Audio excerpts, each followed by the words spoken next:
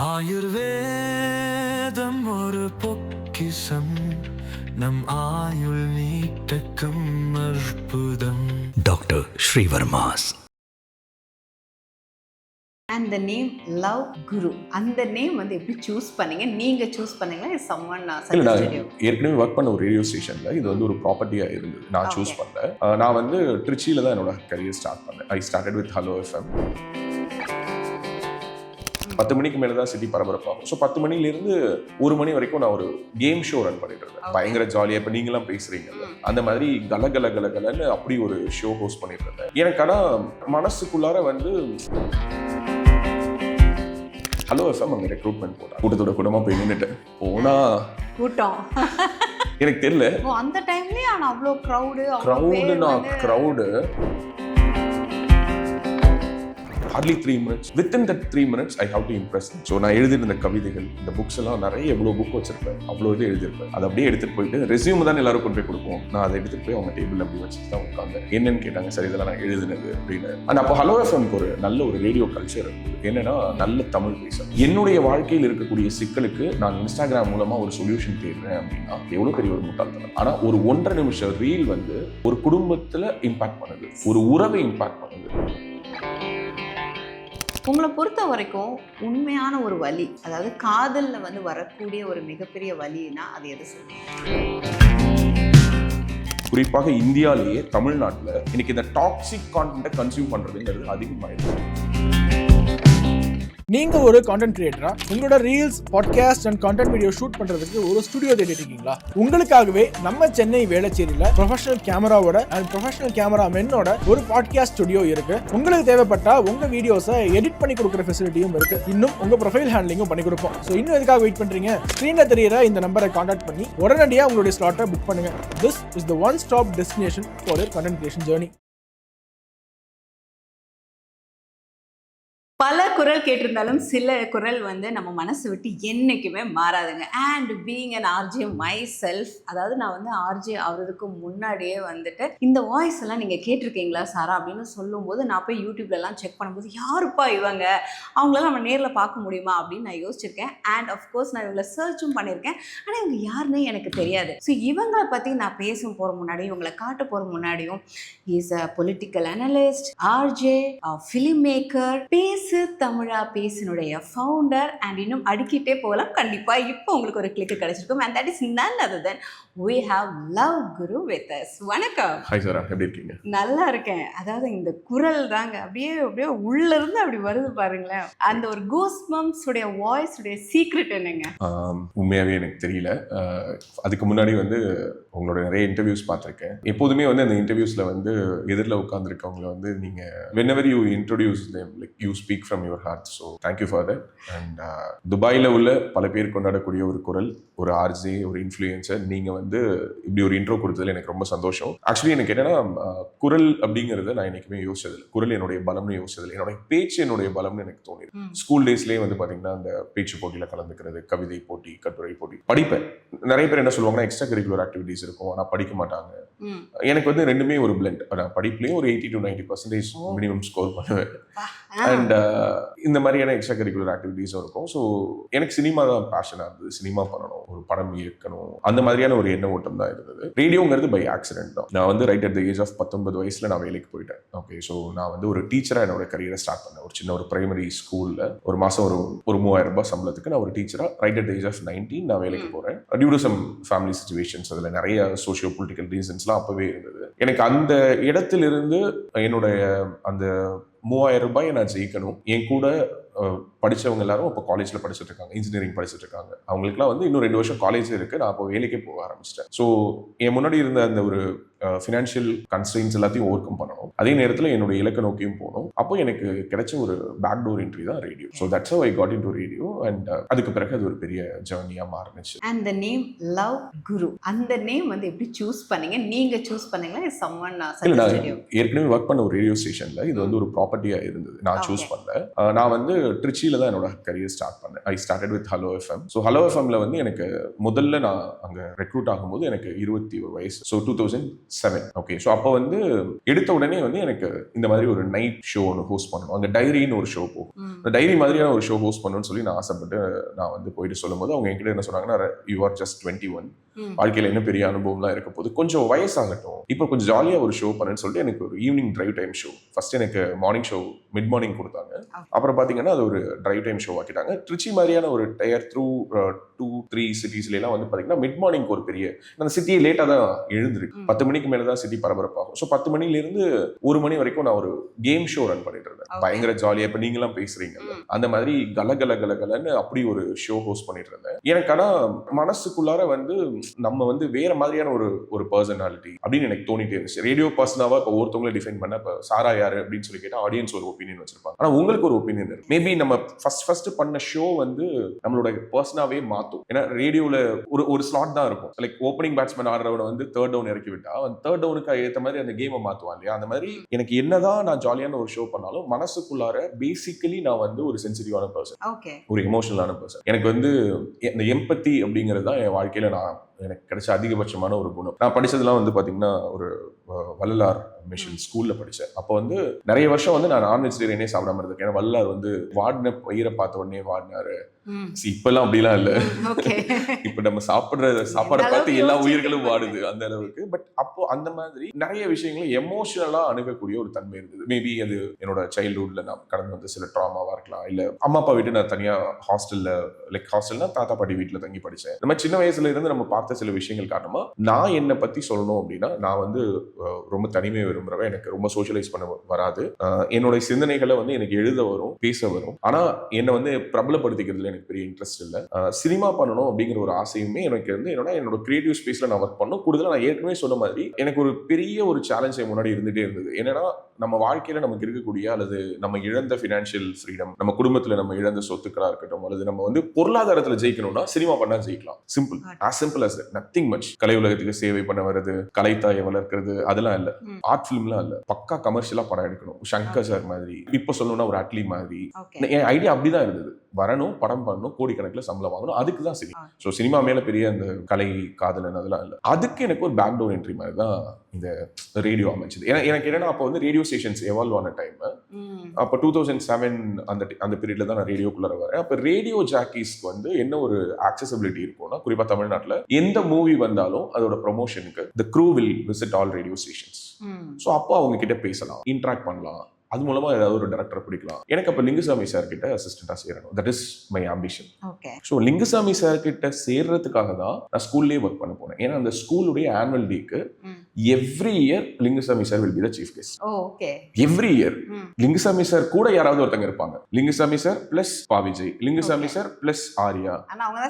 யார் வந்து சார் கூட படம் பண்றாங்களோ அவங்களே சார் அந்த வருஷம் ஆனுவல் டே கூட்டு வந்துருவாரு. ஸோ சூர்யாவை கூட்டு வருவாரு, அவர் ஆர்யா கூட சேர்ந்து வேட்டைன்னு ஒரு படம் பண்ணும்போது ஆர்யா கூட்டு வருவார், விக்ரம் கூட படம் பண்ணும்போது விக்ரம் கூட்டு வருவாரு. ஸோ இப்படி வந்து லிங்குசாமி, ஏன்னா that school is very closely associated with sir. அப்படி சார் கிட்ட சேர்றதுக்காக தான் அந்த ஸ்கூல்ல நான் டீச்சராகவே போய் ஒர்க் பண்ணேன். சாரை மீட் பண்ணேன், சார் கிட்ட சொன்னேன். அப்ப சார் சொன்னாரு, நீ நினைக்கிற மாதிரி அது ஒரு சாதாரணமான விஷயம் கிடையாது.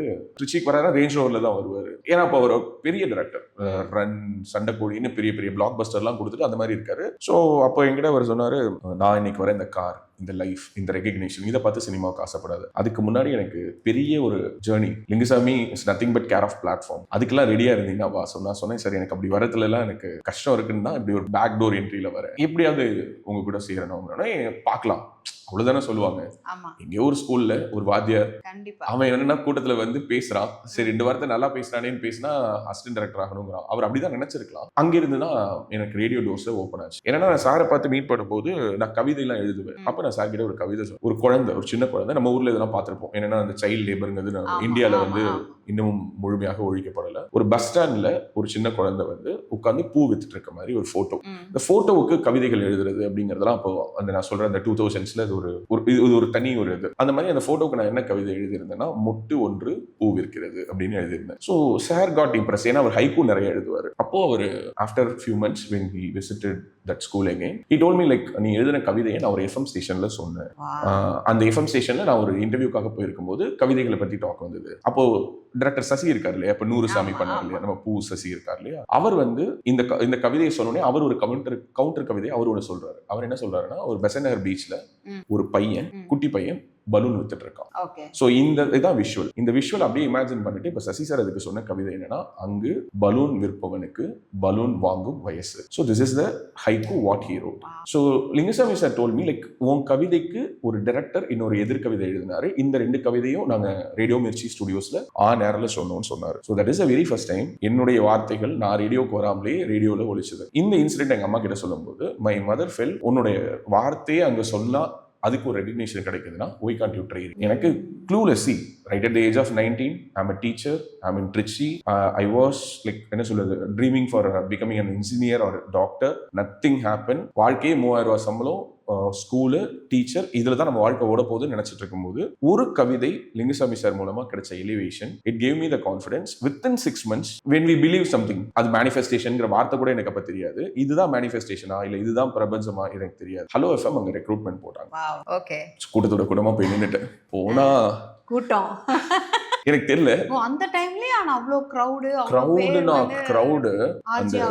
எக்ஸாக்ட்லி போய் பார்த்தா ஒரு 1000 பேர் மினிமம் இருந்திருப்பாங்க. மினிமம் 1000. சென்ட்ரல் பஸ் ஸ்டாண்ட்ல அவங்க ரெக்ரூட்மெண்ட் போட்ட அந்த ஹோட்டல்ல இருந்து ஒரு 1 கிலோமீட்டருக்கு கியூ நிக்குது. அந்த ஏன்னா அங்க வந்து ரேடியோ அப்போ அந்த 2007ல வந்து FM ஸ்டேஷன்ஸ் வந்து திருநெல்வேலி தென் சென்னை இந்த 2 ஊர்ல தான் மேஜரா லான்ச் பண்ணியிருந்தாங்க. Relaunch of FM stations happen by 2003. So 2003ல தான் FM ஸ்டேஷன்ஸ் வந்து திரும்ப ரீலான்ச் ஆகுது. வித்தின் 4 years அவங்க கொஞ்சம் கொஞ்சமா எக்ஸ்பான்ஷன் போறாங்க. ஸோ சென்னை அண்ட் திருநெல்வேலியில லான்ச் ஆன சூரியன் FM, ஹலோ FM, அடுத்து கோயம்புத்தூர், திருச்சி, இப்படியான அடுத்தடுத்த ஊர்களுக்கு நகர ஆரம்பிக்கிறாங்க. ஸோ அப்ப திருச்சிக்கு போறேன். அந்த கூட்டத்துக்குள்ள நீந்தி அங்க சில நல்ல நபர்கள் இருந்தாங்க. நம்மளோட டேலண்ட் என்ன அப்படிங்கறத அவங்களால அந்த சின்ன ஒரு இன்டர்வியூ, எவ்வளவு 1000 பேர் இருக்கும்போது எவ்வளவு நேரம் இருக்கும் ஒருத்தங்களை இன்டர்வியூ பண்றது? Hardly 3 minutes. Within that 3 minutes I have to impress them. So நான் எழுதியிருந்த கவிதைகள், இந்த புக்ஸ் எல்லாம் நிறைய எவ்வளவு புக் வச்சிருப்பேன், அவ்வளவு இது எழுதியிருப்பேன். அதை அப்படியே எடுத்துட்டு போயிட்டு ரெஸ்யூம் தான் எல்லாரும் கொண்டு போய் கொடுப்போம். நான் அதை எடுத்துட்டு போய் அவங்க டேபிள் அப்படி வச்சுட்டு தான் உட்காந்து என்னன்னு கேட்டாங்க. சரி, இதெல்லாம் நான் எழுதுனது அப்படின்னு. அண்ட் அப்போ ஹலோ எஃப்எம்க்கு ஒரு நல்ல ஒரு ரேடியோ கல்ச்சர் இருந்தது. என்னன்னா நல்ல தமிழ் பேசணும், அவங்க குவாலிட்டியா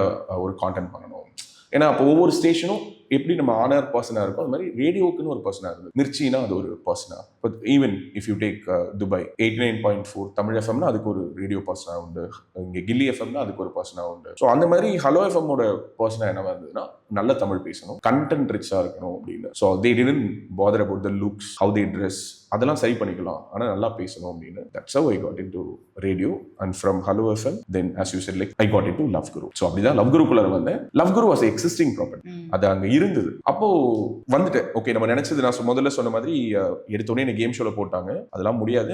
இப்படி ஒரு ஷோக்காக தானே ஏங்கிட்டு இருந்தோம். அப்போ லவ் குரு மாதிரியான ஒரு ஷோ அவங்க முன்னாடி 2 ஆப்ஷன் வைக்கிறாங்க. ஒன்னு you can reveal your name, reveal your face, and you can do a night show, or else you have to choose this mask and you can do a show called Love Guru which is anonymous, which you prefer அப்படினாங்க. So அப்போ எனக்கு typically இந்த cinema மாதிரி தான் ஞாபகம் வந்தது. SJ Surya sir இருக்கார்ல, அவர் வந்து ஒரு இன்டர்வியூல அப்போ பேசியிருந்தாரு. அந்த இன்டர்வியூ இன்னும் கூட சோஷியல் மீடியால எல்லாம் சுத்தி வரும். ஏன்னா எதையுமே வந்து முழுசா ஓபன் பண்ணி காட்டிட்டா ஒரு இன்ட்ரெஸ்ட் இருக்கா சார், அவரோட ஸ்டைல்ல அவருடைய படங்களை பத்தி விமர்சனம் வரும்போது. ஸோ அதுல அந்த ஒரு சின்னதா ஒரு விஷயத்தை மூடி வைக்கிறதுக்குன்னு ஒரு மரியாதை இருக்கு. ஸோ ஐ ஃபெல்ட் இதுதானே ரேடியோ. வென் யூ ஸ்பீக், சாரா இவங்க தான் எனக்கு சோஷியல் மீடியால தெரியறதுக்கு முன்னாடி சாராவை அவங்க மனசுல வேற விதமா சித்திரமா வரைஞ்சிருப்பாங்க.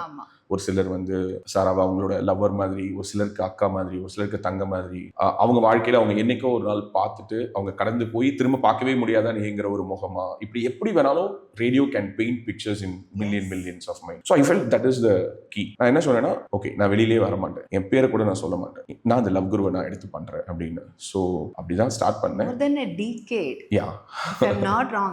and இப்போ வரைக்கும் அதுக்கான ஒரு ரீப்ளேஸ்மெண்ட் இல்ல, பர்சனலி வாட் ஐ ஃபீல். ஏன்னா எப்பவுமே அந்த லவ் குரு அப்படின்னால அந்த ஒரு வாய்ஸ், லவ் குரு காதல், நம்ம வந்து நிறைய உங்களுடைய ஜேர்னி பத்தி எல்லாம் வந்து ரொம்ப அழகா. ஏன்னா நிறைய பேருக்கு வந்து இப்ப நீங்க சொன்ன மாதிரியே ஓ இவங்க தான் லவ் குரு, ஓ இவங்க யாருப்பா அப்படின்னு யோசிக்கிறவங்களுக்கு ஓகே நமக்கு தெரிஞ்சிருக்கும். ஆனா காதல் பத்தி நீங்க என்ன நினைக்கிறீங்க? Let's come into 70s 80s 90s 2K. இல்லை சி அன்னையிலேருந்து இன்னைக்கு வரைக்குமே அது வந்து ஒரு காம்ப்ளிகேட்டடான ஒரு சப்ஜெக்டாக தான் இருக்குன்னு நான் பார்க்குறேன். ஏன் காம்ப்ளிகேட்டடா? ஏன்னா இருக்கிறதுலேயே இந்த உலகத்தில் ரொம்ப காம்ப்ளெக்ஸான ஒரு விஷயம் வந்து மனித மனங்களை புரிஞ்சுக்கலாம்.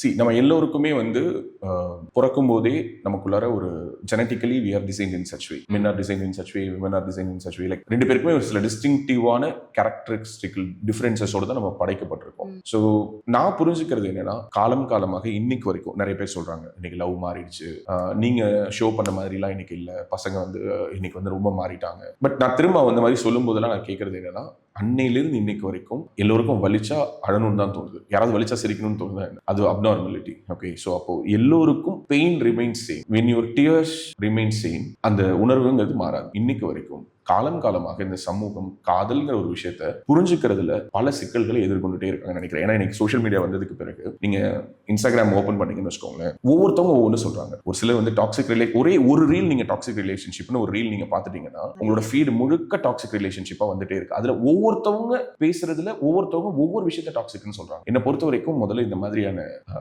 ரீல்ஸே போடக்கூடாது. இல்ல, இந்த மாதிரியான ரீல்ஸ் போடுறவங்க இருக்காங்களா அவங்க எல்லாம் இன்னும் ரொம்ப toxic. Because you imagine when you watch a reel, அந்த ஃபீட் என்ன பண்ணுது, உங்களுக்கு திரும்ப திரும்ப அந்த ஃபீடை கொடுக்குது. ஸோ நீங்க வந்து ஒன்றும் இல்லை, ஒரு எக்ஸ்ட்ரா மேரிட்டல் அஃபேர் அப்படின்னு ஒரே ஒரு ரீல் பார்த்துட்டீங்கன்னா எக்ஸ்ட்ரா மேரிட்டல் அஃபேர் பத்தின அத்தனை ரீல்ஸையும் தூக்கி கொடுக்குது. நான் அப்போ என்ன புரிஞ்சுக்கிறேன்னா, இதை பார்க்குற நமக்கே இவ்வளோ இன்ஃப்ளூயன்ஸ் ஆகுதுன்னா இந்த கான்டென்ட்டை கிரியேட் பண்ற இவங்களோட மனசுக்குள்ளார அது எப்படிப்பட்ட ஒரு டாக்ஸிக் சென்ஸ் அதை கிரியேட் பண்ணலாம். அண்ட் இன்னொன்று, இன்ஸ்டாகிராமை பார்த்து இன்னைக்கு நம்ம உறவுகளை தீர்மானிக்கிறோம். இன்ஸ்டாகிராமால இன்ஃப்ளூயன்ஸ் ஆகி இன்னைக்கு நிறைய குடும்பங்கள் பிரிவுகளை நோக்கி போகுது. Because I'm not against Insta. I'm not against Insta influencers. Yes, the society needs more of guidance, more of content creators, and அது எல்லோருக்கும் இருக்கக்கூடிய சுதந்திரம். ஆனால் என்னுடைய வாழ்க்கையில் இருக்கக்கூடிய சிக்கலுக்கு நான் இன்ஸ்டாகிராம் மூலமா ஒரு சொல்யூஷன் தேடுறேன் அப்படின்னா அது எவ்வளவு பெரிய ஒரு முட்டாள்தனம். ஆனா ஒரு 1.5 நிமிஷம் ரீல் வந்து ஒரு குடும்பத்துல இம்பாக்ட் பண்ணுது, ஒரு உறவை இம்பாக்ட் பண்ணுது, ஒரு சின்னதா இருக்கக்கூடிய ஒரு சந்தேகத்தை ஒரு பெரிய ஒரு தீப்பொறி மாதிரி இருக்கிறது ஒரு தீப்பந்தமா மாத்துது. At the same time sometimes it is healing also. அப்போ எவ்வளவு பேருக்கு இது நல்லதா நடக்குது, எவ்வளவு பேருக்கு இது கெடுதலா நடக்குது, இதெல்லாம் யோசிச்சு பார்க்கும்போது காலம் காலமாகவே இப்போ இந்த லவ் குருங்கிற ஷோ வந்து when I hosted more than a decade, இப்போ துபாயில இந்த ஷோ ஹோஸ்ட் பண்ண ஆரம்பிச்சு 1 வருஷம் ஆகுது. நான் என்ன ஃபீல் பண்ணேன்னா, இந்த மாதிரியான ஷோக்கான ஒரு பிரசன்ஸ், ஒரு நீட் கண்டிப்பா இருக்கு. இது வந்து எல்லோருமே சொல்ல வேண்டியது. நீங்க சொல்லியிருப்பீங்க உங்க லைஃப்ல, நீங்க நிறைய பேருக்கு லவ் குருவா இருந்திருக்கு. ஏன்னா நீங்க அந்த மாதிரியான ஷோ ஹோஸ்ட் பண்ணலே தவிர பர்சனலி சாரா கிட்ட ஃபோன் பண்ணி, சாரா எப்படி இருக்கேன், நான் டவுனா ஃபீல் பண்றேன், எவ்வளவு பேரை நீங்க மீட் இருப்பீங்க, எவ்வளவு பேருக்கு நீங்க ஆறுதல் சொல்லுவீங்க. இது எல்லாருடைய வாழ்க்கையிலும் இருக்கு. ஆனா இப்பதான் இது சோஷியல் மீடியா வந்ததுக்கு பிறகு everyone are making it as a content and we believe like, ஓ இவ்வளவு பிரச்சனை இருக்கா அப்படின்னு. இன்னைக்கு பிரச்சனைக்கு பேர் வச்சிருக்கோம். அன்னைக்கு இது பிரச்சனையா இருந்தது, அன்னைக்கு இதுக்கு பேர் தெரியாது, அவ்வளவுதான். Exactly. So 70s 80s 90s 2000 R every 10 வருஷத்துக்கு ஒரு தடவை டெக்னாலஜி மாறுது, ட்ரெண்ட்ஸ் மாறுது, ஸ்டைல் மாறுது, எல்லாமே மாறுது. ஆனா என்ன பொறுத்த வரைக்கும் love remains same. And I won't say like இன்னைக்கு ஷாலோ ஆயிடுச்சு, ரிலேஷன்ஷிப்லாம் டெப்த் இல்லாம போயிடுச்சு அப்படின்னு சொல்றாங்கன்னா நான் அதை ஒத்துக்க மாட்டேன். ஏன் ஒத்துக்க மாட்டேன்னா, இந்த ஷாலோனஸ்ங்கிறது நீ லவ்ல மட்டும் தான் பாக்குறியா? ஹியூமன் ரிலேஷன்ஷிப்ல இல்ல, அம்மாவுக்கும் பையனுக்கும் 20-30 வருஷத்துக்கு முன்னாடி இருந்த பாண்டிங் தான் இன்னைக்கு இருக்கா? ஒரு அப்பாவுக்கும் பையனுக்கும் 30 வருஷத்துக்கு முன்னாடி இருந்த பாண்டிங் தான் இன்னைக்கு இருக்கா? ஒரு பிசினஸ்ல அன்னைக்கு இருந்த அதே எத்திக்ஸ் இன்னைக்கு இருக்கா? ஸோ அப்போ உலகமே மாறும், ஆனா லவ் மட்டும் எப்படியே இருக்கணும், அப்படியே இருக்கணும். அப்போ லவ்வும் எரோட் ஆயிருக்கு, ஃபார்மட் மாறி இருக்கு, ஆனா ஸ்டோரிஸ் ரிமைன் சேம். இன்னைக்கும் என் கூட முன்னாடி உட்காந்து ஒருத்தவங்க வந்து அவங்களோட ஸ்டோரி சொல்ல ஆரம்பிக்கிறாங்கன்னா, I will not jump into a judgment, but அவங்க 10 வார்த்தைகள் பேசும்போதே அது எங்க போகுதுங்கிறது ஐ கேன் அண்டர்ஸ்டாண்ட். பிகாஸ் அதை மட்டுமே தான் நம்ம வாழ்க்கைய ஒரு 10 வருஷம் தொடர்ந்து அதையே தான் பண்ணிட்டு இருக்கோம். ஐ ஃபீல் லைக் பெருசா மாற்றம் இல்லை, ஆனா இங்க நிறைய இப்பதான் நிறைய தேவைகள் இருக்கு. ஏன்னா இப்பதான் இதை பத்தி பேசவே ஆரம்பிச்சு, ஒரு நேரத்தில் நம்ம பேச தயங்கின விஷயங்களை இன்னைக்கு பேச ஆரம்பிச்சிருக்கோம். ஸோ அதுதான் அந்த சோஷியல் மீடியா ஓப்பன் பண்ண டோர்ஸ் உடைய ஒரு நல்ல விஷயம். ஒரு நேரத்தில் வந்து நம்ம குடும்பங்கள்ல இருந்து உறவு சிக்கல்கள் நம்ம பேசுறதுக்கான ஸ்பேஸே இல்லாம இருந்தது. ரேடியோ மாதிரியான ஒரு மீடியம் வந்தபோது அதுல கால் பண்ணி, நீங்களே ஒரு கால் இன்டராக்ஷன் ஷோல தான் நீங்க ஸ்டார்ட் பண்ணீங்க. பேசுறவங்க ஒருத்தவங்க ஒரு உணர்வுகளை சொல்லும் பொழுது they call to radio because they want to express something. Exactly. They want to share something. ரேடியோக்கு ஃபோன் பண்ணி பாடுவாங்க சில பேர், ரேடியோக்கு ஃபோன் பண்ணி அழுதவங்க இருக்காங்க. அப்போ அவங்களுக்குலாம் சொல்றதுக்கு யாரும் இல்லை. நான் தான் அடிக்கடி சொல்லுவேன், ஒரு ஆர்ஜேவா அல்லது இந்த லவ் குரு ஷோடைய அதிகபட்சமான சக்சஸ்க்கான அல்லது அது அடைந்த அந்த உயரங்களுக்கான மிக முக்கியமான காரணம் என்னன்னா, அங்க ஆடியன்ஸை பேச விடும். நான் கேட்பேன்னா ஷோ முடிச்சுட்டு கூட உட்காந்து கேட்டுட்டே இருப்பேன். ஷோ முடிஞ்சிடும், 9 மணிக்கு ஆரம்பிச்சு 1 மணிக்கு முடிஞ்சிடும். அதுக்கு பிறகு 1 மணி நேரம் நான் ஸ்டுடியோல உட்காந்து வர எல்லா கால்ஸையும் ரிசீவ் பண்ணிட்டு கடைசி எனக்கு அந்த டெலோ 0 போகிற வரைக்கும் நான் எல்லா கால்ஸையும் அட்டன் பண்ணி கேட்பேன். ஜஸ்ட் கேட்டு வச்சுப்பேன். உங்களுக்கு ஷோல பேசணுமா, ஷோ முடிஞ்சிச்சு, இல்லை உங்ககிட்ட பேசு. That emptiness still remains across. துபாயில இருக்கு, இந்த உலகத்தோட எந்த மூலைக்கு போனாலும் இருக்கு. ஸோ கண்டம் விட்டு கண்டம் போனாலும் தூரங்கள் அதிகமானாலும் இன்னைக்கு வந்து நம்ம டிஸ்டன்ஸை சுருக்கிட்டோம். ஓகே, ஸோ இன்னைக்கு 4 மணி நேரத்தில் நம்ம துபாயிலேருந்து சென்னைக்கு போயிருக்கோம். ஆனால் அந்த தொலைவுங்கிறது வந்து இந்த டிஸ்டன்ஸ்ல இல்லை, அது மனங்களுக்கு இடையிலான டிஸ்டன்ஸ். இப்போ நீங்களும் நானும் இவ்வளோ பக்கத்தில் உட்காந்துருக்கோம், ஆனால் உங்க மனசுக்கு என் மனசுக்கு எவ்வளோ டிஸ்டன்ஸ் இருக்குங்கிறது தெரியாது. இதுதான் இன்னைக்கு இருக்கக்கூடிய ஒரு மிகப்பெரிய பிரச்சனை நம்ம பார்க்குறோம். ஒரு வீட்டுக்குள்ளார இருக்கும், ஆனால் ஒரு குடும்பமா இருக்கும்.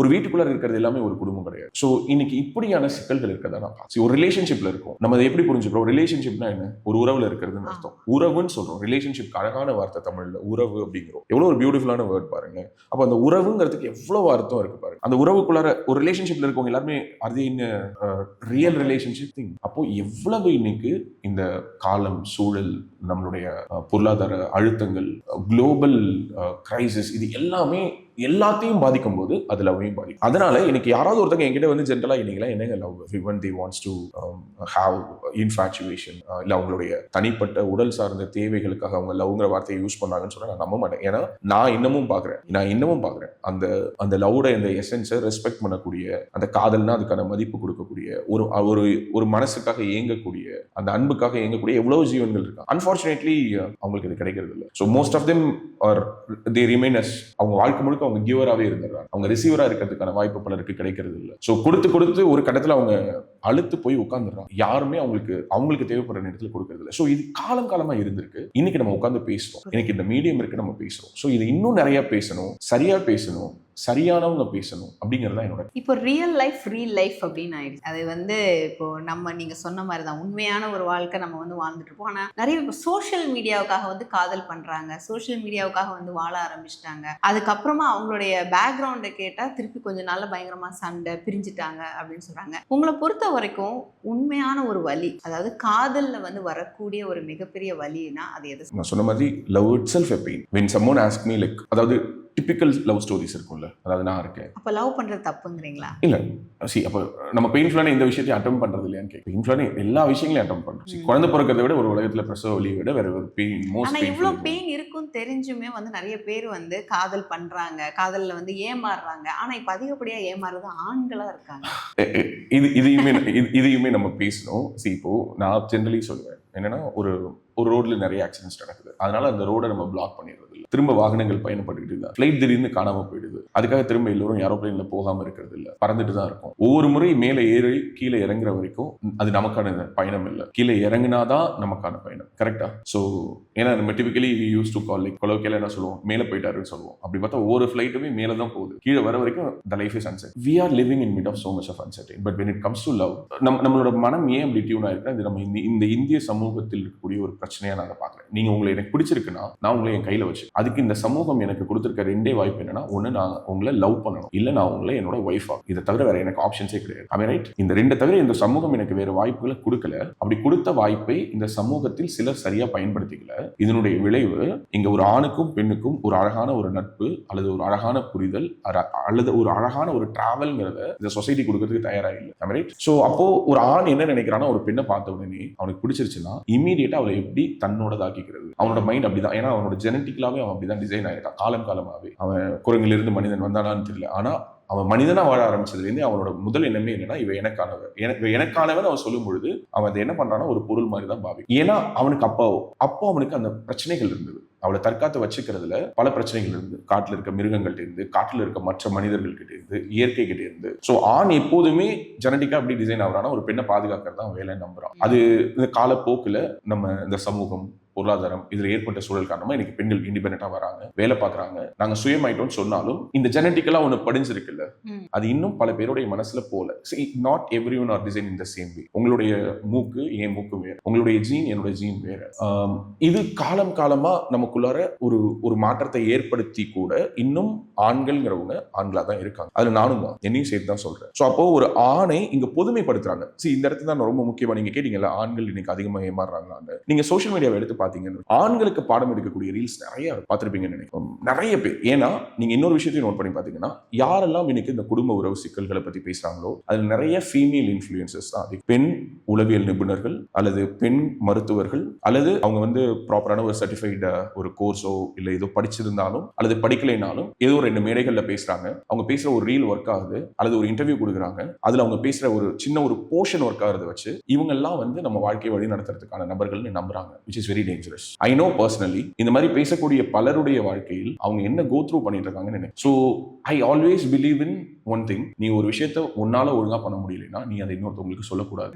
Why I refrained myself from hosting Love Guru show for a gap from 2021 to 2026, I felt நாம மத்தவங்களுக்கு சொல்ற விஷயங்களை முதல்ல நம்மளாலே பண்ண முடியல. நீங்க சொல்லிங்கல்ல இன்னைக்கு இந்த இன்ஃப்ளூயன்சர்ஸ், இந்த சோஷியல் மீடியா இது வந்ததுக்கு பிறகு இந்த ஃபேக்கிங் மற்றவர்கள் பண்றது எனக்கு பிரச்சனையே இல்லை. யாரோ ஒருத்தங்க பண்றதுல பிரச்சனை இல்லை. வீட்டுல புருஷனை 4 அறை விட்டுட்டு வந்து சோஷியல் மீடியால உட்காந்து உங்க கணவருக்காக நீங்க என்ன தியாகம் பண்ணணும் தெரியுமா அப்படின்னு பேசக்கூடிய நபர்கள் எனக்கு தெரியும். வீட்டுல அவங்க புருஷன் உட்காந்து ஃபீல் பண்ணிருப்பாரு. இப்படியான fake. see I am not against anybody but I know. அப்போ இவங்களை நம்பி பின்னாடி போற சமூகத்தை இவங்க என்னவா கெயின் பண்ணுவாங்க? எனக்கு அதுல ஒரு பெரிய கேள்வி இருக்கு. see என்னோட ஒட்டுமொத்த டிராவல்ல you won't believe sir, not even in a single show இதை தான் நீ பண்ணு அல்லது இதுதான் சரி நான் சொன்னதே கிடையாது.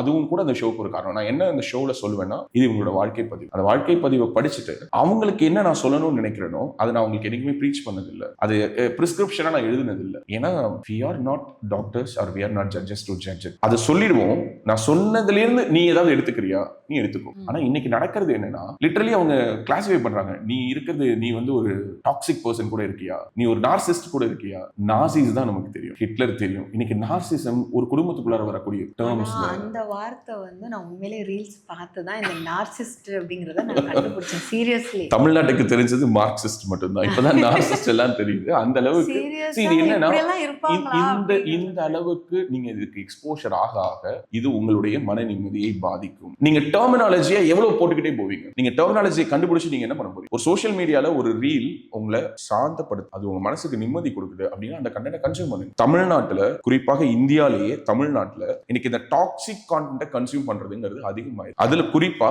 பொதுமைப்படுத்துறது. இப்ப நீங்க கேட்டீங்கல்ல ஆண்கள் இன்னைக்கு நிறைய ஏமாறுறாங்களா? Of course S. ஒரு நேரத்தில் இது ரொம்ப நாளா இருக்கக்கூடிய ஒரு டிபேட்டபிள் டாபிக் தான். பட் ஸ்டில் நான் அது திரும்பவும் இந்த இடத்துல வைக்கிறேன். இந்திய குற்றவியல் தண்டனை சட்டங்கள்னு இருக்கு இல்லையா? முன்னாடி ஐபிசியா இருந்தது, இந்தியன் பீனல் கோடா இருந்தது, இப்போ பிஎன்எஸ் மாறிடுச்சு. இந்த சட்டங்கள் என்ன சொல்லுது? ஒரு ஆணும் பெண்ணும் விருப்பப்பட்டோ அவங்களுடைய ஒரு உணர்வு ரீதியிலான ஒரு எழுச்சியின் காரணமா அவங்க வந்து they are in a relationship, love or you can term it as anything you wish. அதிலிருந்து ஒரு பெண் வெளியேற விரும்பினால் அந்த ஆண் எந்த விதமான தொந்தரவும் செய்யக்கூடாது.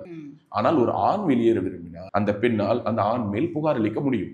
சட்ட ரீதியாக என்ன வேணாலும் பண்ணலாம். அவன் சட்டையை பிடிக்கிறதுல இருந்து சட்ட ரீதியா அவனை கொண்டு போய் உள்ளார வைக்கிறது வரைக்கும் ஒரு ஸ்பேஸை யாருக்கு கொடுக்குறாங்க? ஒரு பெண்ணுக்கு கொடுக்குது இந்த சட்டம். அதையே ஆணுக்கு கொடுக்கறது இல்ல. அதுதான் இது ஒரு பெரிய கேள்வி. இது வேணும்னு சொல்றேன். அஃப்கோர்ஸ் அதாவது ஒரு காதலில் ஒரு உறவில் இருக்கும். See when it is happening mutually, we are into a relationship, it is not working. நான் சொல்றேன் இது ஒர்க் ஆகல, நம்ம பிரிஞ்சிடலாம். Even if you are in that same state, let us depart. நான் சொல்லுவேன் எப்போதுமே ஒரு பிரிவுங்கிறது ஒரு மட்ஸ்லிங் பண்றதா இருக்கக்கூடாது. ஒரு புன்னகையோடும் ஒரு பூங்கத்தோடும் நிகழக்கூடிய பிரிவுகள் எல்லோருக்கும் வாய்க்கிறது இல்லை. ஆனா அது நடந்ததுன்னா ரொம்ப நல்லது. எங்கேயோ ஒரு இடத்துல திரும்ப பார்த்தோம்னா சிரிக்கவாது செய்யும். ஒரு சின்ன ஸ்மைல், நல்லா இருக்கியா. நம்ம ரொம்ப நேசிக்கிற ஒருத்தங்களை நம்மளால வந்து என்ன பண்ண முடியாது, கில் பண்ண முடியாது. அவங்களை அழிஞ்சு போயிடணும்னு நினைக்கவே மாட்டோம். எங்கேயோ கோவத்துல கூட நம்ம சொல்ற கடைசி வார்த்தை என்னவா இருக்கும்? எங்கேயோ போய் தொலை. ஓகே, சாகுன்னு சொல்ல மாட்டோம். எங்கேயோ போய் தொலை. எங்கேயோ போய் தொலைனா எங்கேயோ போய் தொலைஞ்சிரு, தொலைஞ்சு போயிடு. என் கண்ணில் படாது, என் கண்ணில் படாது, என் கண்ணில் படாம எங்கேயோ இரு, நல்லா கூட இரு, என்னை விட நீ சந்தோஷமா கூட இரு, ஆனா என் கண்ணில் படாது. இதுதான் அதிகபட்ச கோவத்துல ஒரு காதலிருந்து வரக்கூடிய வார்த்தையா இருக்க முடியும். ஆனா நான் அதுல இருந்து ஒரு படி மேல போயிட்டு சொல்றேன், எத்தனை பசங்களுக்கு இந்த சட்டமும் அல்லது இந்த சமூகமும் தான் நேசிக்கக்கூடிய ஒரு பெண், ஓகே, ஒரு லவ்ங்கிற ஒரு ரிலேஷன்ஷிப்குள்ளார ஒரு கமிட்மெண்ட்குள்ளார வரும்போது ஒரு ஆணும் பெண்ணும் சேர்ந்து ஒரு விஷயத்தை டிசைட் பண்ணும். வெளியில போறதுங்கிற முடிவு மட்டும் ஒருத்தங்க எடுக்கும்போது அவங்க என்னதான் ஜஸ்டிபிகேஷன் சொன்னாலும் அதை ஆண் சொன்னாலும் பெண்ணால ஏத்துக்க முடியாது, பெண் சொன்னாலும் ஆனால. ஆனா ஒரு பெண் சொல்லும் பொழுது ஆண் அதை ஏத்துக்கிட்டு அவளை விட்டு விலகிடணும்னு சொல்லக்கூடிய இந்த சமூகம் ஒரு ஆண் அதை செய்யும் பொழுது அந்த பெண் கிட்ட போயிட்டு என்ன சொல்றது இல்ல, விட்டுரு அப்படின்னு சொல்றது இல்ல. அந்த பெண்ணுக்காக இங்க கோர்ட் கதவுகள் திறக்குது, போலீஸ் ஸ்டேஷன் கதவுகள் திறக்குது, which is very wrong. ஏன்னா இன்னைக்கு மாறி இருக்கு, நிறைய மாறி இருக்கு. இன்னைக்கு பசங்க உண்மையா இருக்கிற இடத்துல பொண்ணுங்க உண்மையா இருக்கிறதுல. again I'm not generalizing it. When you are asking 10 வருஷத்துக்கு முன்னாடி நீ படிச்ச மெயில்ஸ்க்கும் இப்போ நீங்க இந்த ஷோவை திரும்ப ஹோஸ்ட் பண்ணும் போது நீங்க பார்க்கக்கூடிய கேட்கக்கூடிய செய்திகளுக்கும் என்ன மாறி இருக்குன்னா, அன்னைக்கு many female callers or women they write to me and they will say like he ditched me. இன்னைக்கு அதே கதைகளை ஆண்கள் சொல்கிறார். நான் உண்மையா இருந்தேன், அவன் என்ன விட்டுட்டு போயிட்டான், நான் வந்து அவளுக்காக இன்னமும் மனசுல அதே லவோட இருக்கேன். இது அப்பவும் இருந்திருக்கு, இப்பவும் இருந்திருக்கு. பட் இப்ப பசங்க பேச ஆரம்பிக்கிறாங்க. ஆல்ரெடி இவ்வளவு இதாயிடுச்சு. ஏன்னா இப்ப காதெல்லாம் வந்து முன்னாடி ஒரு ஒரு பெயின்லேருந்து வெளியில் வரதுக்கே டைம் ஆகும். லைக் ஃபார் எக்ஸாம்பிள் நம்மளுடைய அப்பா அம்மாவுடைய காதல்லாம் பாருங்கள், என்ன அடிச்சுக்கிட்டாலும் பிடிச்சிக்கிட்டாலும் அவங்க அவங்கள விட்டு கொடுக்க மாட்டாங்க, அவங்க கூடவே இருப்பாங்க. அதுக்கப்புறமா வர ஒரு செக்ஷன் ஆஃப் லவ் வந்து ஒரு 1 year காலேஜ் டேஸில் லவ் பண்ணுவாங்க, அப்புறம் they stay back for some time. அதுக்கப்புறம் அது வந்து பிரிவு, அதுலேயே கொஞ்சம் டைம் ஆகும், 2 பேருமே ஹீல் ஆகிறதுக்கு ஒரு டைம் ஆகும். அதுக்கப்புறமா தான் மேபி அவங்க வேற ரிலேஷன்ஷிப். ஆனால் இப்போ எப்படின்னா, இன்னைக்கு ஒருத்தங்களை பிடிச்சிருக்கு அப்படின்னு சொல்லி திடீர்னு பார்த்தா ஒரு வாரத்திலேயே வந்துட்டு இன்னும் அவங்களால வந்துட்டு கனெக்ட் ஆக முடியுது, டிஸ்கனெக்ட் ஆக முடியுது, அகெயின் கனெக்ட் ஆக முடியுது. இது வந்து ஒரு பொண்ணோ இல்லை ஒரு ஆணோ வந்து ஃபினான்ஸ் பார்க்குறாங்களா, இல்லைனா ஃபேம் பார்க்குறாங்களா, இல்லைனா வந்து லவ் வித் பெனிஃபிட்ஸ் பார்க்குறாங்களா?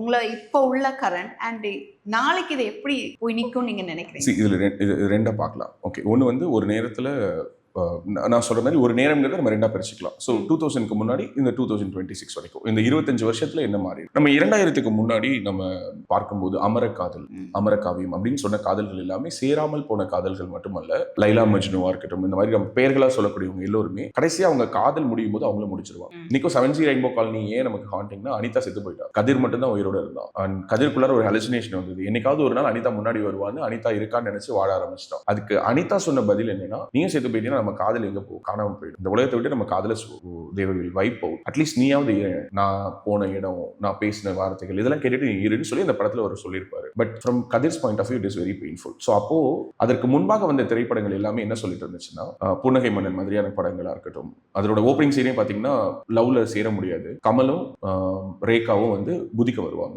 மேலேருந்து குதிப்பாங்க. You remember that movie? அந்த படம் அந்த காலகட்டங்களில் காதலுக்காக காதலர்கள் இணைந்து தற்கொலை பண்ணிக்கிறதுங்கிறது ஒரு ட்ரெண்ட். அதுல இருந்து அடுத்து 7G ரெயின்போ காலனி வரும்போது செல்வராகவன் அதை கொஞ்சம் வித்தியாசமா யோசிச்சு, இவங்க சேர முடியாது, நேச்சுரலாவே அந்த பொண்ணு ஒரு ஆக்சிடென்ட்ல இறந்துட்டா, ஆனா இந்த பையன் மட்டும் வாழ்றான், அவனும் சாகதான் போவான், போயிட்டு லாரி முன்னாடி நிற்பான், அங்க நிற்பான், இங்க நிற்பான். பட் வேற ஒரு அந்த ஜெனரேஷனல் ஷிஃப்ட்டை காட்டினாரு. இதற்கு இடைப்பட்ட காலகட்டத்தில் சினிமாவை நான் எதுக்கு எகைன் கோட் பண்றேன்னு சொல்றேன்னா, ஒரு சில படங்கள் வந்து இந்த சமூகத்தை ரெப்ளிகேட் பண்ணிக்கிட்டே இருந்துச்சு. ஓகே, இதுதான் சமூகம், இதுதான் சமூகம், இந்த ரிஃப்ளெக்ஷன் ஆஃப் தட் சொசைட்டிங்கிறது சில படங்கள்ல வந்துட்டே இருந்தது. ஒரு படத்தை நான் ரொம்ப முக்கியமான ஒரு படமா, அந்த ஒரு உதாரணத்துக்கு இந்த ஆம்பளைக்கும் பொம்பளைக்கும் அவசரம்னு சொல்லிட்டு ஒரு சாங் இருக்கும், கேட்டிருக்கீங்களா? கழுகுன்னு படத்துல வரும். அதுல வந்து என்னன்னா, இன்னைக்கு ஒண்ணு போயிடுச்சுன்னா இன்னொன்னு வருது, இதுக்கு பேர் காதலா அப்படின்லாம் நிறைய லிரிக்ஸ். நான் அது இந்த இடத்துல ஒரு சின்னதா ஒரு விஷயத்த சொல்லணும்னு நினைக்கிறேன். இப்போ ஒரு நேரத்துல காதலிச்சாங்க, காதலன் கிடைக்கலன்னா காதலி தற்கொலை, காதலி கிடைக்கலன்னா காதலின் தற்கொலை, அது நம்ம அமர காதல்னு கொண்டாடிட்டோம். But are we justifying it? இல்ல. ஸோ அப்போ என்ன பொறுத்த வரைக்கும் என்னன்னா, நீ செத்து உன் காதலை ப்ரூவ் பண்றதை விட நீ டேக் யூர் டைம். இங்க யாருமே சாக வேண்டியது இல்லை. ஒரு பொண்ணுக்காக ஒரு ஆணுக்காக சாகிற அளவுக்கு ஒரு பொண்ணோ ஒரு ஆணோ இது வரைக்கும் இவங்க இல்லைன்னா நம்ம இருக்கவே முடியாதுங்கிற அளவுக்கான ஒரு உயிர் இன்னொரு உயிரை டிபெண்ட் பண்ணி படைக்கப்பட்டதா நான் நினைக்கல. சரி, அப்படின்னா இவங்க இல்லைன்னா அவங்க த்ரிஷா இல்லைன்னா நயன்தாராவா அப்படின்னா தப்பு இல்லை. ஏன்னா பலருக்கு விஜய் படத்துல சொல்ற மாதிரி தான், பூவே உனக்காக படத்துல சொல்ற மாதிரி, ஒரு செடியில ஒரு பூ பூக்கும். சில பேருக்கு காதல்ங்கிறது பூ மாதிரி, சில பேருக்கு காதல்ங்கிறது செடி மாதிரின்னு சொல்றாங்க. அந்த மாதிரி நான் என்ன என்கரேஜ் பண்றேன் அல்லது நான் என்ன பிலீவ் பண்றேன்னா, ஒருத்தருக்காக நீ உயிரே கொடுக்கலாம்னு நினைக்கிற, அவங்க உன் கூட இல்ல, அதுக்காக கொடுத்துறாது. உன்ன உயிரா இல்ல, உன் கண்ணீரை ஒரு பொருட்டாவே நினைக்காத, அல்லது உன் பெயினை தன்னோட பெயினா ஃபீல் பண்ணாத ஒருத்தனுக்காக நீங்க உன் உயிரை விடுறதுல என்ன இருக்கு? அதுக்கு பதிலா there will be someone, அவனுக்கு நீ தான் உலகமா இருப்ப, அதுக்காக வெயிட் பண்ணு. Immediately don't jump it. நான் ஒருத்தனுக்கு பல காதல்கள் வரலாங்கிறத நான் ஆதரிக்கிறேன், ஆனா மறுநாளே வரக்கூடாதுன்னு சொல்றேன். அது வந்து ஏன்னா நமக்கு நேச்சுரலி அப்படிதான் தோணும். ஏன்னா நம்ம அப்படிதான் நம்ம பழக்கப்பட்டோம். நம்ம ஒரு சைக்கிள் ஓட்டுவோம், கீழே விழுவோம், முட்டியில் அடிபட்டோம், மறுநாளே திரும்ப எடுத்து ஓட்டுவோம், அந்த புண்ணு ஆறு இருக்காது. ஓட்ட பாத்தீங்கன்னா நிறைய பேருக்கு முட்டியில தான் அடிபடும். அது ஹீலே ஆகாத அளவுக்கு திரும்ப சைக்கிள் பெடல் பண்ணுவோம். So naturally we are designed in such way that we will attempt மறுபடியும் அப்படிதான் டிசைன் பண்ணிருக்கோம். அது காதல்னு வரும்பொழுது மட்டும் நான் என்ன சொல்றேன்னா, உடனே அட்டெம்ப்ட் பண்ணா உன் மனசு அப்படிதான் ஏங்கும். நீ ஒரு பெயின்ல இருப்ப, அந்த பெயினுக்கு வந்து யாரோ ஒருத்தங்க 4 வார்த்தை ஒரு அன்பா பேசும்போது உனக்கு என்ன தோணும்னா, இவங்க கூடவே இருந்திடலாமே. ஓகே, இது வேணான்னு சொல்றேன். You need a companion. Everybody needs a companion. இந்த உலகத்துல எல்லோருக்கும் அந்த ஒரு அன்பா ஒரு ஆதூரத்தை பகிரக்கூடிய, எங்கேயோ ஒரு நாள் நம்ம தனியா உட்கார்ந்து இருக்கும் போது போன் பண்ணி நல்லா இருக்கியா, சாப்பிட்டியா இல்லையா, எப்படி போயிட்டு இருக்கு அப்படின்னு கேட்கிற அந்த ஒரு குரல் எல்லோருக்கும். அந்த குரல் இல்லாத ஒரு வாழ்க்கை என்ன ஒரு வாழ்க்கை சொல்லுங்க. நான் அடிக்கடி சொல்லக்கூடிய ஒரு எக்ஸாம்பிள், ஒரு காலையில ஒரு பறவை ஒரு கூட்டுல இருந்து பறந்து போச்சு, அது போய் இறை தேடிட்டு திரும்ப அது கூட்டுக்கு வரணும். அந்த கூடு திரும்புதல்ங்கிறது ஒரு பறவைக்கு ரொம்ப எசன்ஸ். ஏன்னா அந்த பறவை வனாந்தரத்துல பறந்துகிட்டே இருக்க முடியாது. பறவைங்கிறது பறக்கிறதுக்காக படைக்கப்பட்டதுதான். அப்புறம் கூடு எதுக்கு படைக்கப்படுச்சு? எதுக்கு ஒரு பறவைக்கு கூடு தேவைப்படுது? அப்போ அந்த பறவை ஒரு மரத்தோட கிளையிலே உட்கார்ந்துருக்கலாம்ல. வெறும் குஞ்சு பொறிக்கிறதுக்காக மட்டும் இல்ல, அந்த கூடு அடைதல்ங்கிறது ஒரு பறவைக்கு எவ்வளவு முக்கியமோ அந்த மாதிரி ஒவ்வொரு மனிதனுக்கும் அந்த ஒரு வீட்டுக்கு திரும்ப வருது. சி வி ஒர்க் லைக் பேய் மாதிரி பிசாசு மாதிரி வேலை பார்க்குறோம். ஆனா முடிச்சுட்டு நம்மளோட வீடுன்னு ஒரு இடத்துக்கு போய் நம்ம கதவை திறக்கும் போது, ரீசெண்டா கூட இந்த தாய்க்கிழவி படத்துல இந்த முனிஷ்காந்த் கிட்ட கேட்பாங்க, யோ நாங்கெல்லாம் படுற பாட்டை பார்த்து எதுக்கு அவனுக்குலாம் கல்யாணம் பண்ணிக்கணும்னு வரும்போது அவர் சொல்லுவாரு, யோ எனக்கு அவ்வளோ ஆசை இருக்கு இல்லையா அப்படின்னு அவர் சொல்லும்போது எமோஷனலான ஒரு exactly see why that is connecting with every ஒன்னா. கல்யாணம் ஆகாதவனுக்கு அவரோட பெயின் வந்து எனக்கு கல்யாணம் ஆகலைன்னு கனெக்ட் பண்றான். கல்யாணம் ஆனவன் நான் கல்யாணம் பண்ணதே இதுக்கு தானே, ஆனா எனக்கு இந்த வாழ்க்கை இப்படி இல்லையேன்னு ஃபீல். ஸோ கல்யாணம் ஆகி சந்தோஷமா வாழ்றவன் என் வாழ்க்கையில நான் இதை அடைஞ்சிட்டேன்னு ஃபீல் பண்றான். ஸோ எல்லோரையும் அந்த சீன் வந்து கனெக்ட் பண்ணும். ஸோ இதுதான் வாழ்க்கையினுடைய பர்பஸ். எல்லோருக்கும் எல்லா நேரத்திலும் யாரோ ஒருவருடைய துணை தேவைப்படுகிறது. இதையும் மீறி சில பேர் சொல்லுவாங்கல்ல, I don't need anyone, I am independent, நான் காட்டுல விட்டா கூட தனியா இருப்பேன். ஐயா நீங்க எல்லாம் வந்து அற்புதமான ஜீவராசிகள். அவ்வளவுதான். கேட்குற அடுத்த ஒரு கொஸ்டினுக்கு நீங்க எப்படி ஆன்சர் பண்றீங்க அப்படின்னா, இப்போ நிறைய காதல் சம்பந்தமா பேசலாம். நான் கேட்குறேன், காதலருக்காக இப்போ கணவனை கொலை பண்றது அதிகப்படியா? காதலனுக்காக தன்னுடைய சொந்த பெற்ற குழந்தையை கொலை, காதலனுக்காக கணவனை வந்து மலையிலிருந்து தள்ளி விடுறது, இந்த மாதிரி விஷயங்கள் வந்து இப்போ ரீசெண்டா ரொம்ப அதிகமா நடந்துட்டு இருக்கு. இதை நீங்க எப்படி பாக்குறீங்க? இதுக்கு என்ன இந்த எக்ஸ்ட்ரா மேரிட்டல் அஃபேர்ஸ், அதாவது திருமணம் தாண்டிய உறவு அப்படிங்கிறது நம்முடைய சமூகத்தில் காலம் காலமாக இருந்திருக்கிறது. ஒரு கட்டத்துல இது இப்போ ஒரு கொலையில இல்ல, அதுதான் இல்ல, நான் தான் சொல்றேன். இங்க வந்து பொதுவா சொல்லுவாங்க மண், பொன், பெண், இந்த மூன்றுக்காக மட்டும்தான் காலம் காலமாக இங்க உயிர்கள் போயிருக்கு. மண் நாட்டை அடைவதற்காக, பொன் அங்க இருக்க பொருட்களை அடைவதற்காக, பெண்களை அடைவதற்காக, இந்த மூணுக்காக மட்டும்தான் உலகமே சண்டை போட்டிருக்கு. வேற எதுக்காகவுமே அது சண்டையே போட்டது இல்லை. சரி, அந்த காலத்துல இருந்து இந்த காலம் வரைக்கும் இது வந்து இப்ப நீங்க பேசிட்டு இருக்க இந்த விஷயம் நீங்க நான் மட்டும் இல்ல, இந்த ஜெனரேஷன் இல்ல, மாவீரன் நெப்போலியன் சொல்றது, நெப்போலியன் போனபார்ட், அவருக்கு இது இருந்திருக்கு. அவருடைய மனைவி நெப்போலியனை வீழ்த்தியதற்கு பிறகு, நெப்போலியனை சிறைப்படுத்தினதுக்கு பிறகு நெப்போலியனுடைய மனைவியை தான் முதல்ல அடைஞ்சு அவன் நாட்டை அடையும். ஓகே, சோ இது வந்து இன்னைக்கு இருக்கிற பிரச்சனை இல்ல, காலம் காலமாக இருந்து ஒரு நாட்டின் மேல படையெடுத்து வந்தாங்கன்னா முதல்ல அந்த நாட்டினுடைய பெண்களை தான் அவங்க வந்து சொல்றாங்க. சோ அப்போ பெண்ணுக்காக கொலை நடக்கிறது. சோ அது வந்து we are designed in such way. நான் அதனால தான் சொன்னேன், ஒரு ஆண் ஏன் அப்படி டிசைன் பண்ண மாட்டான். ஒருத்தர் சேஃப் கார்ட் பண்ணிக்கிட்டே இருப்பான்ல, டிஷர்ட் இழுத்து விடு, முடிய ஒதுங்கி வை, துப்பட்டாவை கீழே போடு, நீ அப்படி பண்ணாத, இப்படி பண்ணாத, அவன் கூட பேசாத. சில நேரங்களில் இது ஓவர் டூ ஆகும்போது இன்னைக்கு ஒரு பெண் என்ன சொல்றான்னா, எனக்கு தெரியும் நீ உன் வேலையை பாருங்க. ஆனா ஒரு ஆண் அதுக்கு என்ன சொல்லுவானா, உனக்கு உன்னை எப்படி பாத்துக்கணும்னு தெரியும், ஆனா எனக்கு தான் ஒரு ஆண் உன்னை எப்படி பார்ப்பான்னு தெரியும். இது எல்லா பசங்களும் சொல்லக்கூடிய ஜஸ்டிபிகேஷன். சில நேரங்களில் இது சரியாக இருக்கலாம், சில நேரங்களில் இது தவறாக இருக்கலாம். தனிப்பட்ட நபர்கள் இதை அந்த லிமிட்டை டிசைட் பண்றாங்க. So when you asked about why this is happening, நான் ஒரு நியூஸ் படிச்சேன் நேத்து. ஒரு பெண் என்ன பண்ணிருக்காங்கன்னா, மிகவும் கடுமையான விஷம் வாய்ந்த கட்டுவிரியன் பாம்பை படிச்சீங்களா? இன்னைக்கு காலையில நான் அதை பார்த்தேன். கொல்றதுன்னு முடிவு பண்ண பிறகு அவங்க எவ்வளவு மெனக்கெட்டு இருக்காங்க பாருங்க. கட்டுவிரியன் பாம்பு அதை வந்து பட்டினி போட்டு 3 நாள் பட்டினி போட்டு அந்த பாம்பை தேடணும். அந்த பாம்பு, அதுலயும் அந்த பாம்பு கிடைக்கணும். அந்த பாம்பை பிடிச்சிட்டு வந்து அந்த பாம்பை விட்டு கடிக்க வச்சு கொல்ல வைக்கணும். இவ்வளவு மெனக்கெட்ட அவளுக்கு அவ புருஷன்கிட்ட என்ன பிரச்சனைங்கிறத பேசுறதுக்கோ அல்லது அதுல ஒரு மெனக்கெடல் அப்படிங்கிறது இல்ல. ஒரு கொலையை பண்றதுக்கு நீ ஒர்க் பண்ற, எவ்வளவு ஒர்க் பண்ற, எப்படி வெட்டணும், தலையை வெட்டணுமா, கையை வெட்டணுமா, காலை வெட்டணுமா, எந்த ஸ்டேஷன்ல வைக்கணும், எப்படி பார்சல் பண்ணி அனுப்புனா தப்பிச்சிடலாம், இவ்வளவு யோசிக்கிற உன் மனசு ஏன் இந்த ரிலேஷன்ஷிப் ஒர்க் பண்றதுல யோசிக்க மாட்டேங்குது? நான் என்ன சொல்றேன், when you are not okay with someone, நீ என்ன வேணாலும் முடிவெடு. பிரிஞ்சிருக்கணுமா, ஒரே வீட்டுக்குள்ளார பிரிஞ்சிரு, லீகலா பிரிஞ்சிருக்கணுமா, சட்டம் உனக்கு அதுக்கான வாய்ப்பை கொடுக்குது. நான் சொன்ன மாதிரி முகத்துல பார்க்கவே விருப்பம் இல்லையா, நீ ஒரு நாட்டுல இரு, அவங்க ஒரு நாட்டுல இருக்கட்டும். இது எதுவுமே இல்லைனாலும் இங்கு ஒரு உயிரை கொல்வதற்கான, பறிப்பதற்கான ஒரு உரிமை யாரிடமும் இருப்பதாக நான் நினைக்கல. It is very cruel. How come you do that? இப்படி செய்தவர்கள் எல்லோருமே கடைசி எங்க தான் போறாங்க? ஜெயிலுக்கு தான் போறாங்க. இன்னைக்கு நினைக்கலாம் தப்பிச்சிடலாம் அப்படின்னு. இந்த சட்டம் ஒரு வடிவத்தில் உங்களுக்கு தண்டனை கொடுக்குது. இதை தாண்டி how come you kill someone and you sleep peacefully? உறவை கொண்டுட்டே ஒருத்தங்களால உயிரோட இருக்க முடியாது. அதுவே உங்களை நம்ம ஹாண்டிங்கா குத்திக்கிட்டே இருக்கும். யாரை நம்ம இன்னைக்கு எப்போ ஹர்ட் பண்ணமோ, ஒவ்வொரு நாள் நம்ம அழும்போதும், generally people use the word called karma, right? So ஏன் கர்மா அது? நான் யாரை அழவிட்டேன்னு தெரியல, அதனால நான் இன்னைக்கு அழறேன். So it's not karma. Actually karma is completely different. But I'm telling you, ஏதோ ஒரு நாள் நம்ம அழற ஒரு கண்ணீருக்கே நமக்கு காரணம் தெரியல, நம்மளை போட்டு கொள்ளும் போது நீ ஒரு உயிரை கொண்டுட்டு உடனே எப்படி நிம்மதியா? இந்த விஷயங்கள் எதையுமே நான் லவ் அப்படிங்கிற ஒரு இதுக்குள்ளார நான் கொண்டே வர விருப்பப்படல. ஏன்னா நிறைய பத்திரிகைகள் எழுதுவாங்க கள்ளக்காதல். ஸோ நான் முதல் நாள் என்னோட ஷோல இருந்து சொல்லுவேன், there is no system கள்ளக்காதலா நல்ல காதல். அதுக்கு வேற ஏதாவது பேர் வச்சுக்கோ. அதுக்கு வேற ஏதாவது அசிங்கமா கொச்சையா உன்னால எழுத முடியலையா, வேற ஏதாவது பேர் போட்டுக்கோ. இல்ல இன்னைக்கெல்லாம் வந்துருச்சு star star star dot hash அப்படி ஏதாவது போட்டு ஒரு உயிரை கொல்றா அப்படின்னா, அதுவும் கணவனோ மனைவியோ அல்லது மனைவி கணவனையோ கணவன் மனைவியோ அதற்காக குழந்தையோ கொல்ற அளவுக்கு, ஓகே, அதாவது தன்னுடைய, அதுவும் தமிழ்ல இந்த பத்திரிகைகள் இருக்காங்க பாருங்க, அவங்க எழுதுறது இது காலம் காலமாக இந்த எழுத்தும் மாறணும்னு சொல்லுவாங்க. ஏன்னா ஒரு ரிலேஷன்ஷிப்பை டாக்குமெண்ட் பண்ணும் பொழுது ஃபில்ம் மேக்கிங்ல மாற்றம் வேணும், சோஷியல் மீடியால மாற்றம் வேணும், பிரிண்ட் அண்ட் ஜேர்னலிசம்ல மாற்றம் வேணும். இன்னைக்கு வரைக்கும் எழுதுவாங்க, கணவனுக்கு தெரியாமல் மனைவி உல்லாசமாக இருந்து வந்ததற்கு இடையூறாக குழந்தை இருந்ததால். See what kind of culture you are inculcating in this society. நீ அடுத்த தலைமுறைக்கு நீ என்ன நடத்துற? 100 வருஷம் பத்திரிக்கை, 50 வருஷம் பத்திரிக்கைங்கிற இதை எழுதுறதுக்கான நீ பத்திரிகை நடத்துற. ஸோ எவ்வளவு மாற்றம் வரணுங்கிறதுக்காக சொல்றேன். ஸோ ஐ ஸ்ட்ராங்லி கண்டம் தட் வேர்ல்ட் கள்ளக்காதல் இல்லை. கொலை பண்ணணும்னு நினைக்கிற ஒரு விஷயத்தை வந்து நீ கள்ளக்காதலால் கணவன் கொண்டு, கள்ளக்காதலால் மனைவி கொண்டு, அவங்க எல்லாம் உண்மையாகவே மனப்பேராட்சிக்கு உள்ளானவங்க.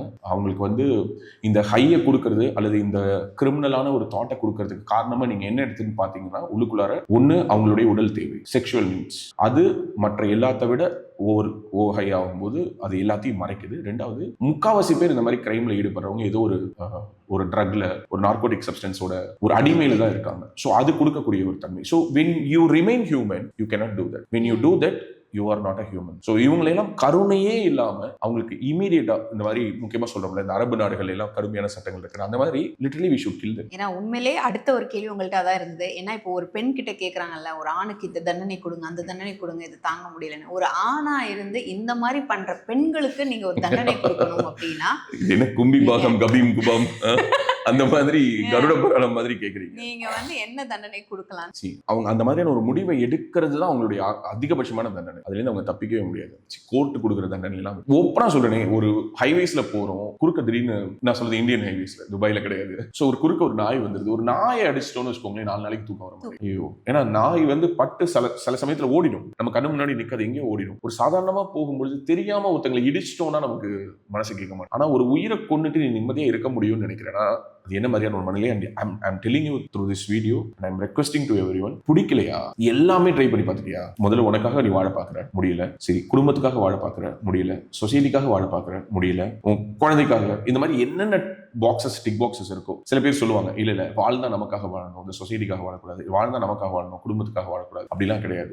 Just don't go behind all those reel stuffs. Okay, இந்த இன்ஸ்டாகிராம்ல ரீல்ஸ் பேசக்கூடியவங்க எல்லோருமே, சில பேர் பேசுவாங்க, உங்களுடைய குடும்பத்தில் பிரச்சனை இருக்கா, வாழ்க்கைங்கிறது நீங்க 2 பேர் வாழ்றது, சமூகத்துக்காக பார்க்காதீங்க, உடனடியாக டிவோர்ஸ் பண்ணுங்க. அவங்க குடும்பத்துல அவங்க இந்த மாதிரி டிவோர்ஸ் பண்ணுவாங்களா அப்படிங்கறத அவங்க குடும்பத்துல போய் நீங்க விசாரிச்சுட்டு நீங்க டிவோர்ஸ் பண்ணுங்க. நான் பண்ண வேணாம்னு சொல்றேன். I'm not against divorce or I'm not for divorce or I don't jump into any conclusions. Again, coming back to the point, இப்படியான அத்தனை பாக்ஸஸையும் நீங்க பாக்குறீங்க, இதையும் மீறி உங்களுக்கு தோணுது, எல்லா பாக்ஸஸையும் நீங்க பாக்குறீங்க, குடும்பத்துக்காக வாழ முடியல, உங்களுக்காக வாழ முடியல, சமூகத்துக்காக வாழ முடியல, குழந்தைக்காக முடியல, அப்போ என்ன பண்ணுங்க? பிரிஞ்சிருங்க. உயிரை எடுக்கிறது அப்படிங்கிற ஒரு இடத்துக்கு தயவு செஞ்சு போகாதீங்க, அதுக்கு உங்களுக்கு உரிமை கிடையாது. அண்ட் ரெண்டாவது, அப்படி எடுத்துட்டு நீங்க என்ன பண்ணலாம்னு நினைக்கிறீங்க?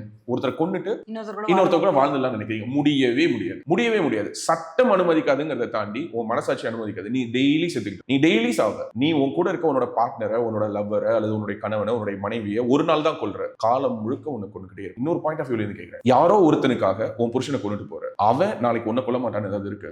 தாலி கட்டின புருஷனையே எனக்காக கொண்டுட்டு வந்தவனி, நீ யார் என்ன கேட்கறதுக்குன்னு சொல்லி அந்த கத்தி எடுத்து அவன் ஓ மேல சொல்றதுக்கு எவ்வளவு நாளா? Supplies for both gents. So நீ இன்னொருத்தவங்களுக்கு ஒரு துரோகத்தை செய்வதற்கு முன்பாக ஒரு விஷயத்தை மைண்ட்ல வச்சுக்கோ. அந்த துரோகத்தை உனக்கு திரும்ப இன்னொருத்தவங்க செஞ்சாங்கன்னா அதை உன்னால தாங்க முடியுமா? இந்த ஒரு கேள்வி மட்டும் நீ கேட்டுக்கோ. நீ என்ன துரோகம் வேணாலும் யாருக்கு வேணாலும் பண்ணு, திரும்ப ஒண்ணு மட்டும் கேட்டு, இவருக்கு நான் செய்வதை இன்னொருவர் எனக்கு செய்தால் என்னால் அதை தாங்க முடியுமா? தாங்க முடியும்னா தாங்க முடியாதுன்னா பண்ணாத. சூப்பர். அதாவது இன்னைக்குள்ள நம்மளுடைய எங்க ஆரம்பிச்சு எங்க வந்திருக்கோம் அப்படின்னு பாத்தீங்கன்னா, முழுக்க நிறைய விஷயங்கள் உங்களுடைய பர்சனல் லைஃப்ல ஆரம்பிச்சு, எனக்கு தெரிஞ்சு இதை பாக்குறவங்களுக்கு ஏதாவது ஒண்ணு அவங்க எடுத்துப்பாங்க அப்படின்னு என் மனசு நல்ல விஷயங்களை எடுத்துக்கிட்டோம், நல்ல விஷயங்களை அவங்க எடுத்துக்கிட்டோம். And thank you so much for your valuable time. உண்மையிலேயே நீங்க வந்து ஊர்லயே அவ்வளவு பிஸியா இருப்பீங்க, ஃபர்ஸ்ட்லி இப்போ துபாயில. அண்ட் அஃப்கோர்ஸ் உங்களை அடிக்கடி பார்க்கறது ரொம்ப சந்தோஷமா இருக்கு. Thank you so much and happy that we are working for Gilly 106.5 FM together and like உங்க கூட பேசினதுல நிறைய விஷயங்கள் பகிர்ந்துக்கிட்டதுல எனக்கு ரொம்ப சந்தோஷம்.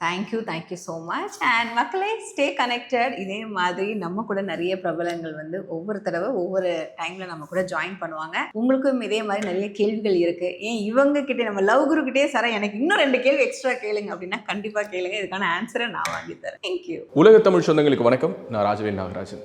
பேசு தமிழா பேசு வலையொலியுடைய வளர்ச்சிக்கு நீங்களும் உறுதுணையாக இருக்கணும்னு நினச்சிங்கன்னா இந்த வீடியோடைய டிஸ்கிரிப்ஷனில் இருக்கக்கூடிய ரேசர் பே லிங்கை கிளிக் பண்ணுங்கள். அந்த லிங்க்கில் போயிட்டு உங்களுக்கு விருப்பமான தொகையை பேசு தமிழா பேசுவனுடைய வளர்ச்சிக்கு உங்களுடைய பங்களிப்பாக நீங்கள் கொடுக்கலாம். நன்றி, வணக்கம்.